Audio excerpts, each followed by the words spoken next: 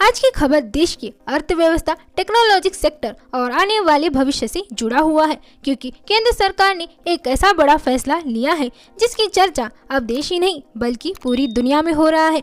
क्योंकि वित्त मंत्री निर्मला सीतारमण जी ने संसद में बजट भाषण के दौरान एक अहम घोषणा की है। सरकार ने कहा है कि जो विदेशी कंपनियां भारत में डेटा सेंटर बनाकर क्लाउडिंग सेवाएं देंगी उन्हें 2047 तक टैक्स नहीं देना होगा, यानी सीधी भाषा में कहे तो करीब 20 साल तक टैक्स हॉलिडे। तो ये टैक्स हॉलिडे है क्या? तो आपको बता दें, टैक्स हॉलिडे का मतलब होता है किसी कंपनी को एक तय समय तक इनकम टैक्स से छूट देना। सरकार ये छूट दे रही है ताकि कंपनियां देश में निवेश करें, नौकरी पैदा करें और इंफ्रास्ट्रक्चर मजबूत हो। और सरकार का कहना है कि भारत को आने वाले वर्षों में ग्लोबल डेटा और टेक्नोलॉजी हब बनाने की योजना है। आज के समय में digital India, AI, clouding computing और डेटा की भूमिका तेजी से बढ़ रही है। सरकार चाहती है कि बड़ी विदेशी टेक कंपनियां भारत में डेटा सेंटर बनाएं और भारत को अपना प्रमुख बेस बनाएं।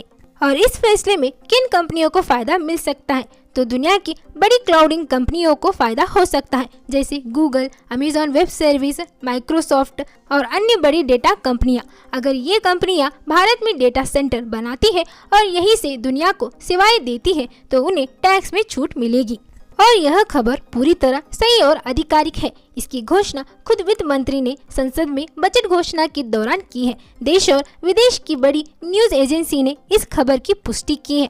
और वही बात करें आम लोगों पर क्या असर पड़ेगा। फिलहाल आम लोगों को इसका सीधा फायदा तुरंत नहीं मिलेगा, लेकिन लंबे समय में भारत में निवेश बढ़ सकता है, डेटा सेंटर में नौकरियां बढ़ सकती है, इंटरनेट और डेटा सेवाएं बेहतर हो सकती है। और कुछ एजेंसी का कहना है कि इतनी लंबी टैक्स छूट सरकार के राज्य पर असर डाल सकता है। वही कुछ लोगों का मानना है कि इससे भारतीय कंपनियों को बराबरी की चुनौती मिलेगी। हालांकि सरकार का कहना है कि लंबे समय में इससे देश को फायदा होगा। और वही इतना लंबा टैक्स में छूट यानी 2047 तक की क्यों लिया गया?